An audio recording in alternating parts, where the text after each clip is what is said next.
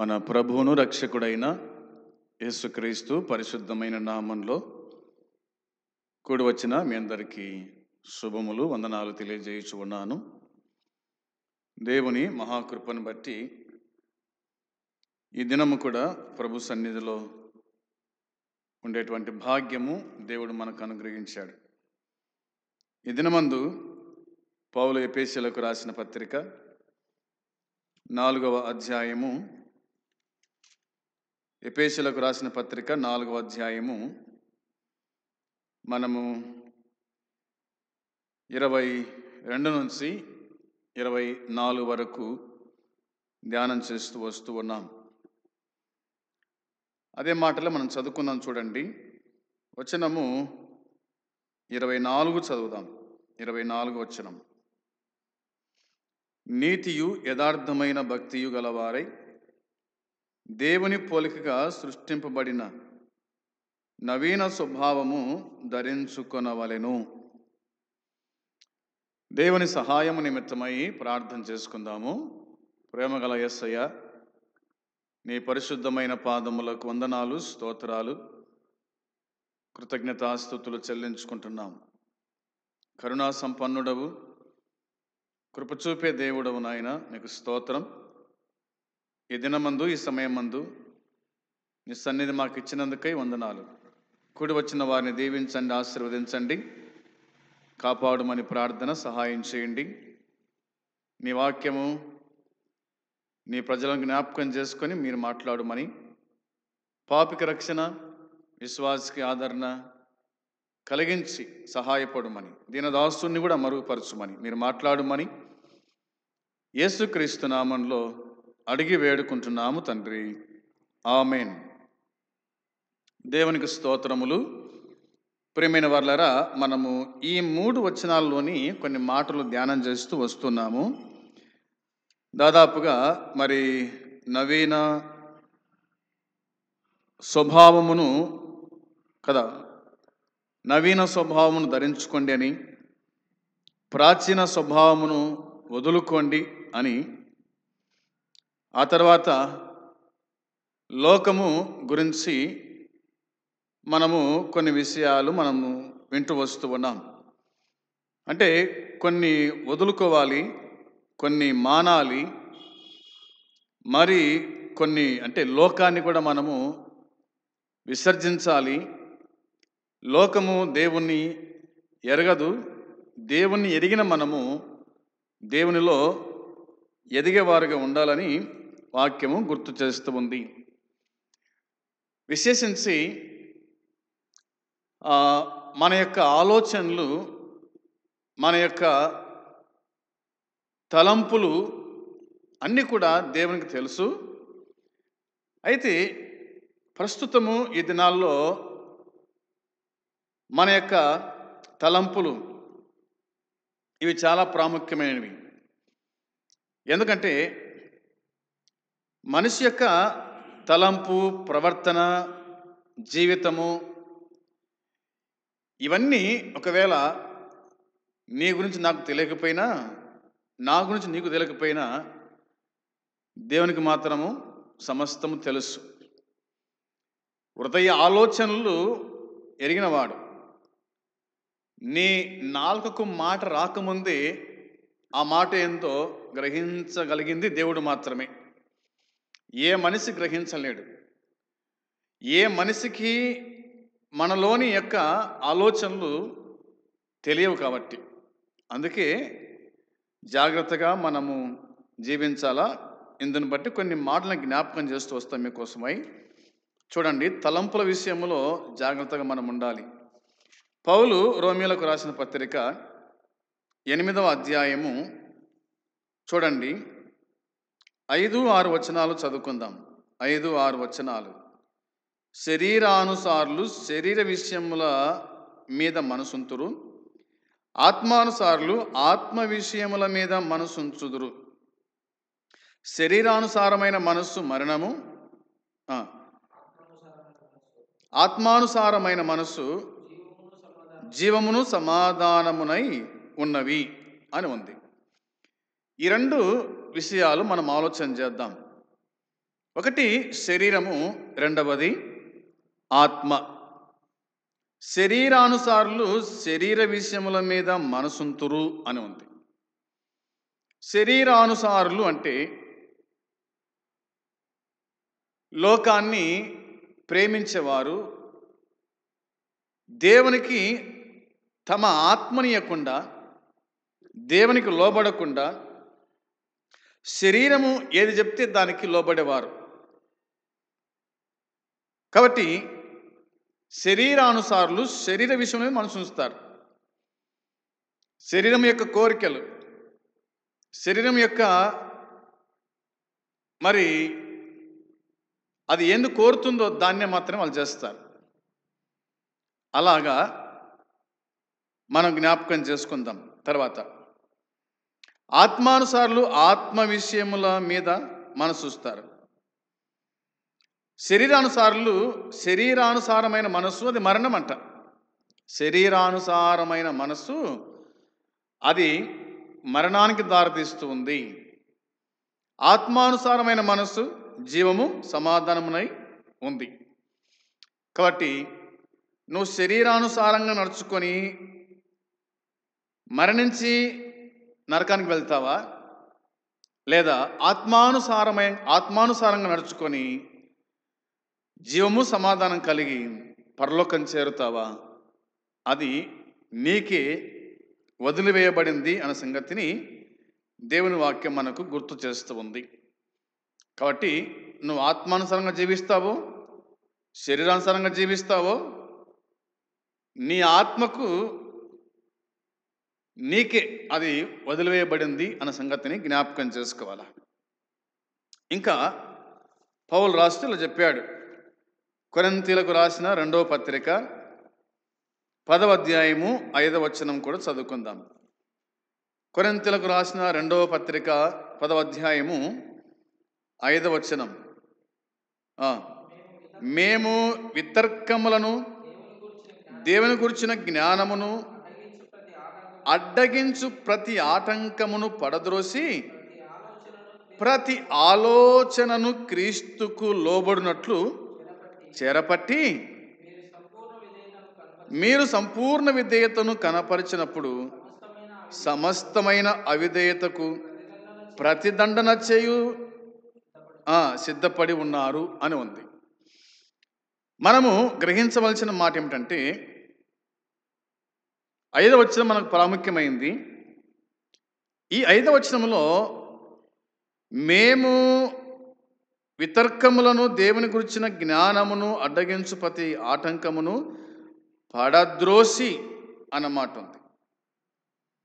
దేవుని గురించిన జ్ఞానమును అడ్డగించు ప్రతి ఆటంకమును పడద్రోసి ప్రతి ఆలోచనను క్రీస్తుకు లోబడినట్లు చెరపట్టి అని ఉంది. ప్రతి ఆలోచనను క్రీస్తుకు లోబడినట్లు చెరపట్టి. వినండి, మనము నడిచేటప్పుడు కానీ మనము పరుండినప్పుడు కానీ మనకు కొన్ని ఆలోచనలు వస్తూ ఉంటాయి. ఆ ఆలోచన అది దేవుని గురించిన ఆలోచననా, లేకపోతే లోకం గురించిన ఆలోచన? ఒకవేళ లోకము గురించిన ఆలోచన వస్తే కనుక దాన్ని ఏం చేయాలంటే దాన్ని చెరపట్టి క్రీస్తుకు లోబడేటట్టు చేయాలి. ఇది మనం గుర్తుంచుకోవాలి. మనకు లేనిపోని ఆలోచనలు వస్తూ ఉంటాయి. కొన్ని సందర్భాల్లో ఒంటరిగా ఉన్నప్పుడు ఇంకెక్కువ వస్తుంటాయి. అయితే మనము ఆత్మానుసారంగా నడుచుకుంటూ ఆత్మకు మనం లోబడేవారుగా ఉండాలి అనేది గుర్తు చేసుకోవాలి. అదేవిధంగా దేవుని జ్ఞాన విషయమును అడ్డగించు ప్రతి ఆటంకమును అన్నమాట ఉంది. అడ్డగించే ప్రతి ఆటంకాన్ని కూడా మనము దాన్ని పడద్రోయాలి. దాన్ని మనలోకి తీసుకోకూడదు. అలా కాకుండా ప్రతి ఆలోచన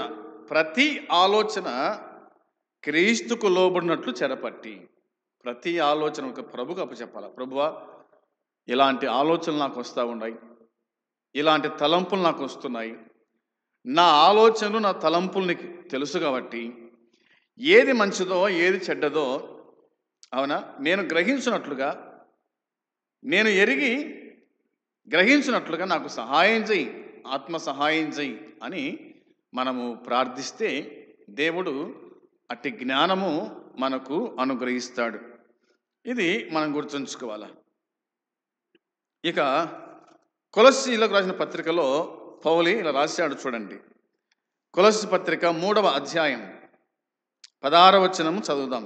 3వ అధ్యాయము 16వ వచనము రాయబడిన మాట జ్ఞాపకం చేస్తాం మీకోసమై. సంగీతములతోనూ కీర్తనలతోనూ ఆత్మ సంబంధమైన పద్యములతోనూ ఒకనికి ఒకడు బోధించుచు బుద్ధి చెప్పుచు కృపాసహితముగా మీ హృదయములలో దేవుని గూర్చి గానము చేయుచు సమస్త విధములైన జ్ఞానముతో క్రీస్తు వాక్యం మీలో సమృద్ధిగా నివసింపనీయుడి అని వ్రాయబడి ఉంది. ఇక్కడ సంగీతములతోనూ కీర్తనలతోనూ ఆత్మ సంబంధమైన పద్యములతోనూ ఒకనికి ఒకడు బోధించుచు, ఒకనికి ఒకడు బోధించుచు అనే మాట ఉంది. నీవు నాకు బోధించవచ్చు, నేను నీకు బోధించవచ్చు. అది ఎట్లా ఉండాలంటే ఆత్మ సంబంధమైన పద్యములతో ఒకనికి ఒకడు ఆత్మ సంబంధమైన విషయాలు, ఆత్మ సంబంధమైన కీర్తనలు, పాటలు ఇవి మనకు కనిపిస్తాయి.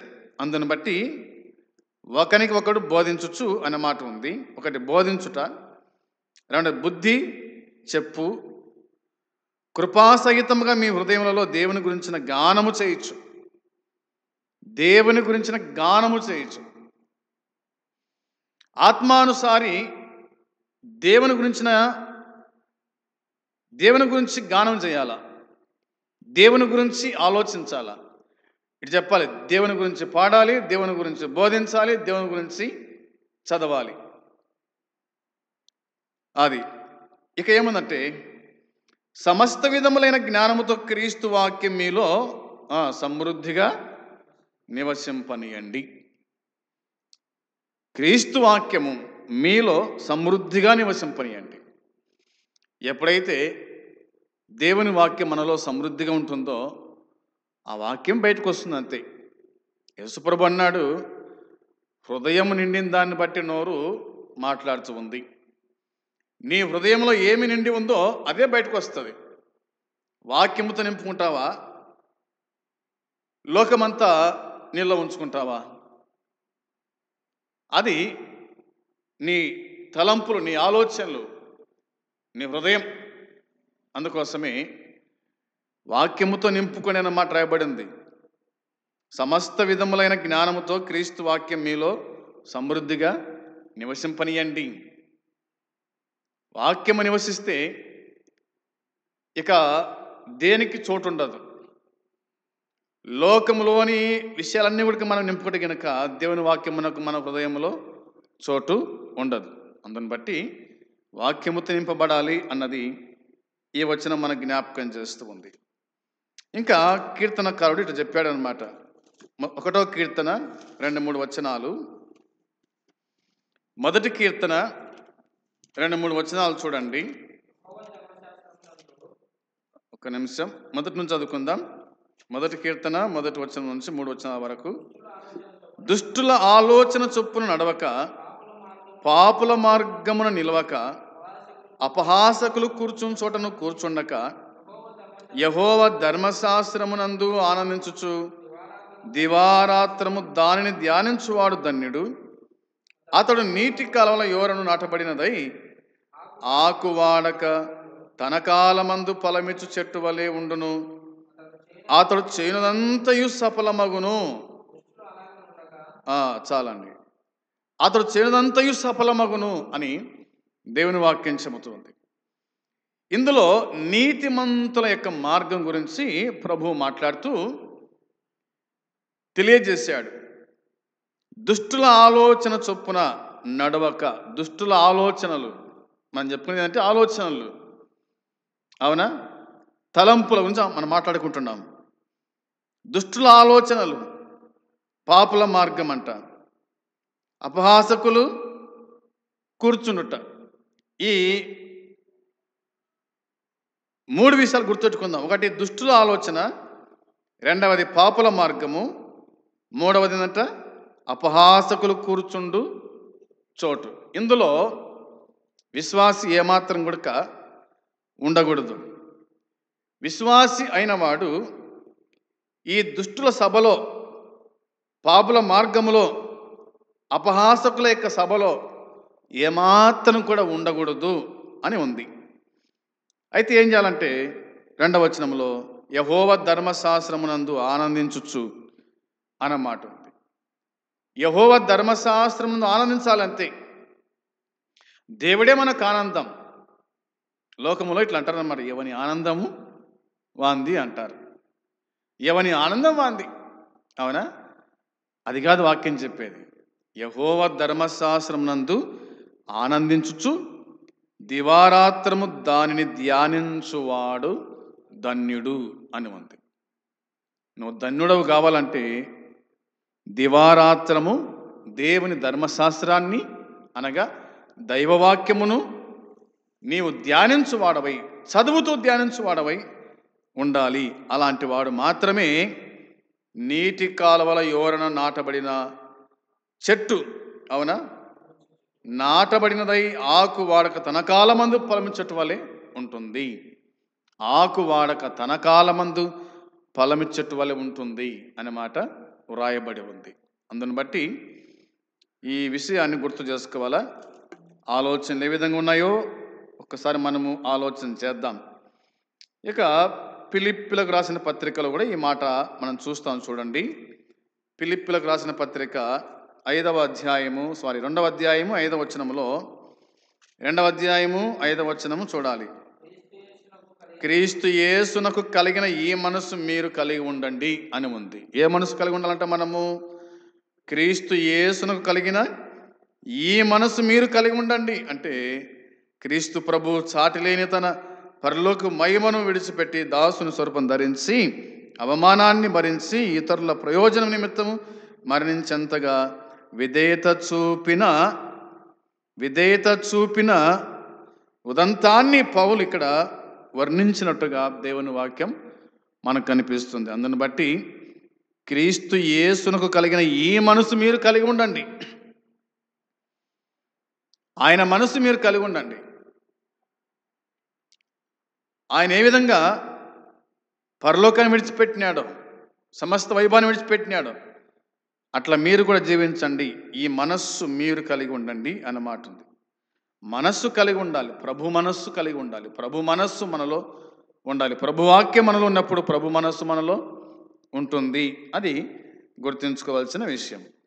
4వ అధ్యాయం అక్కడ చూడండి, ఫిలిప్పీ పత్రిక 4వ అధ్యాయము 8వ వచనంలో, 4వ అధ్యాయము 8వ వచనంలో, మెట్టుకు సహోదరులారా, ఏ యోగ్యతైనను మెప్పైనను ఉండిన ఎడల ఏవి సత్యమైనవో, ఏవి మాన్యమైనయో, ఏవి న్యాయమైనయో, ఏవి పవిత్రమైనయో, ఏవి రమ్యమైనయో, ఏవి ఖ్యాతిగలవో వాటి మీద ధ్యానముంచుకొనుడి అని ఉంది. వాటి మీద ధ్యానముంచుకొనుడి. దేని మీద మనము ధ్యానముంచుకోవాలనో దేవుని వాక్యం మనకు స్పష్టంగా జ్ఞాపకం చేస్తూ ఉంది. కాబట్టి సహోదరులుగా మనము గమనించవలసిన మాట ఏంటంటే, ఏవి యోగ్యమైనయో, మెప్పైనయో కదా, ఏవి సత్యమైనయో, ఏవి మాన్యమైనయో, ఏవి న్యాయమైనయో, ఏవి పవిత్రమైనయో, ఏవి రమ్యమైనవో, ఏవి ఖ్యాతి కలవో అన్నీ మనం గమనించి ఏం చేయాలా అని మనం గమనించి ఏం చేయాలంటే కదా, వాటి మీద మనము ధ్యానం ఉంచుకోవాలి అనే మాట కనిపిస్తూ ఉంది. మనం ధ్యానం చేసుకోవాలి, వాటి మీద ధ్యానం ఉంచుకోండి. ఏక మనసు, ఏక ఆలోచన కలిగి ఉండండి. ఇప్పుడు ఇలా అంటారు, ప్రార్థనలో కూర్చున్నాడు అంటాం కదా మనము. ప్రార్థనలో కూర్చున్న వానికి ఏ లోక జ్ఞానము ఆలోచనలు రాకూడదన్నమాట. అతడు ప్రభువులో నీలమై ఉండాలంతే. అతనికి దేవునికి సంబంధం ఉండాలి. అది ధ్యానం ఉంచుకున్నట్టు, అంటే ప్రభు మీదనే మనసు పెట్టుట, ప్రభు వాక్యం మీద మనసు పెట్టుట. ఒక ఆయన నాకు తెలుసు, ఆయన చెవులకు బట్టగట్టుకొని ఏ ఇతర శబ్దాలు వినిపించకుండా చదివేవాడు, ధ్యానం చేసేవాడు. అంటే తాను ప్రభు పాదాల చెంత కూర్చున్నప్పుడు ఇతర శబ్దాలు మనసులను మరి మనసుల యొక్క తలంపులను, ఊహలను చెరిపేస్తాయి. కాబట్టి ఏ ఆలోచన లేకుండా నిశ్శబ్దంగా కదా, ఏ శబ్దం లేని స్థలములో, మనసులో సంచారం లేని స్థలములో కూర్చొని ధ్యానం చేయుట, ప్రార్థించుట అనేది మనం గుర్తుంచుకోవాలి. అందుని బట్టి మన యొక్క సంగతి ప్రభువునకు తెలియజేస్తూ మనం ప్రభువులో ఉండాలి. ఏవి మంచివో ఏవి చెడో మనం ఎరుగుదాం. కాబట్టి మంచి వాటిని చేపడదాం, చెడ్డ వాటిని దూరం చేసుకున్నట్టుగా మనం జీవించే వారిగా ఉండాలి. ఇదొక సంగతి. ఇంకా చూడండి, ఎబ్రీ పత్రికలో ఇలాగ రాయబడింది, 8వ అధ్యాయం 10వ వచనం.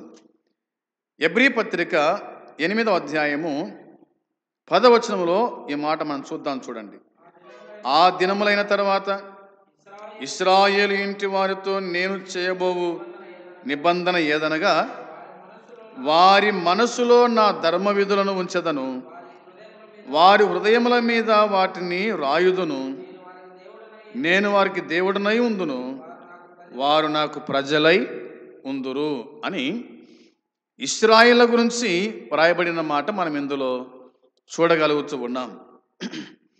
ప్రియమైన వారులారా, ఆ దినములైన తర్వాత అన్న మాట కనిపిస్తుంది. కాబట్టి ఇశ్రాయేలు ఇంటి వారితో నేను చేయబో నిబంధన ఏదనగా అని చెప్పాడు.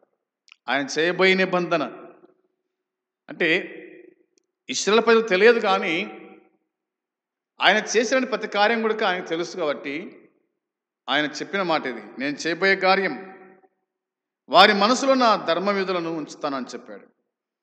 ఉంచెదను అనే మాట ఉంది కదా, ధర్మ విధులను ఉంచెదను అనే ఈ మాట మనము గుర్తుంచుకోవాలి. ఆయన ఉంచేవాడు, ధర్మ విధులను ఉంచేటువంటి వాడుగా ఉంది. వారి హృదయముల మీద వాటిని రాస్తాడంట. నేను వారికి దేవుడినై ఉంటాను, వారు నాకు ప్రజలై ఉందురు అన్నమాట. దేవుని వాక్యము హృదయాల మీద రాయుట. ఆయన మనకు దేవుడు, మనము ఆయనకు ప్రజలం. ఇశ్రాయేలుకు దేవుడు ఆయన, ఇశ్రాయేలు ఆయన ప్రజలు. పేరు పెట్టి వారిని పిలిచాడు, ఏర్పాటు చేసుకున్నాడు. ఇశ్రాయేలు దేవుడు అని పిలిపించుకున్నాడు. అబ్రహాం, ఇస్సాకు, యాకోబుల దేవుడని. వీరు కూడా ఆయన ప్రజలు అనే మాట కనిపిస్తుంది. ఇశ్రాయేలు ఎవరనగా దేవుని ప్రజలు. వీరి దేవుడు ఎబ్రిల దేవుడు అని ఆయన పిలువబడ్డాడు. కాబట్టి ఆ విధంగా దేవుని వాక్యం మనకు గుర్తు చేస్తుంది. అందుని బట్టి మనము దేవుని మనస్ఫూర్తిగా ప్రేమించేవారుగా ఉండాలి. అలాగా మనం ప్రేమించాలి.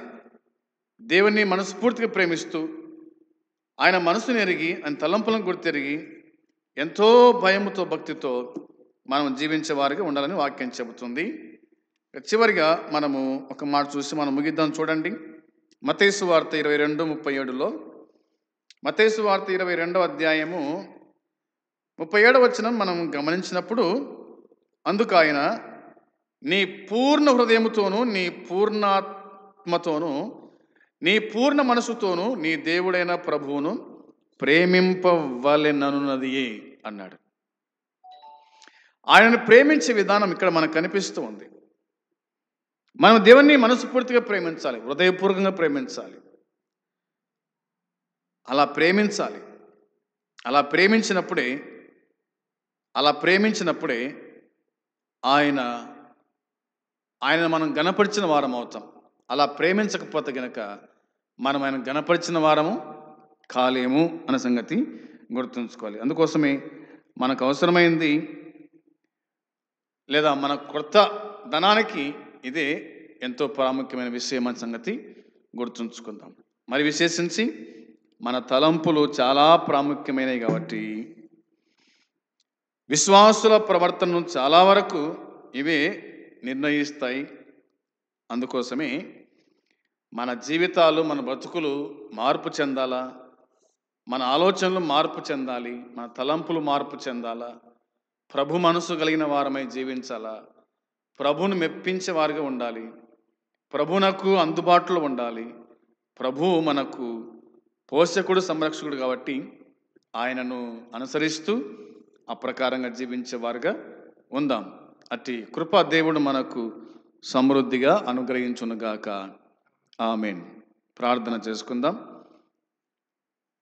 పరమందున్న మా పరలోకపు తండ్రి, నీకు వందనాలు, స్తోత్రములు, కృతజ్ఞతాస్తుతులు చెల్లించుకుంటున్నాం. సర్వాధికారి, సర్వోన్నతుడ, సర్వశక్తిమంతుడానికి స్తోత్రాలు.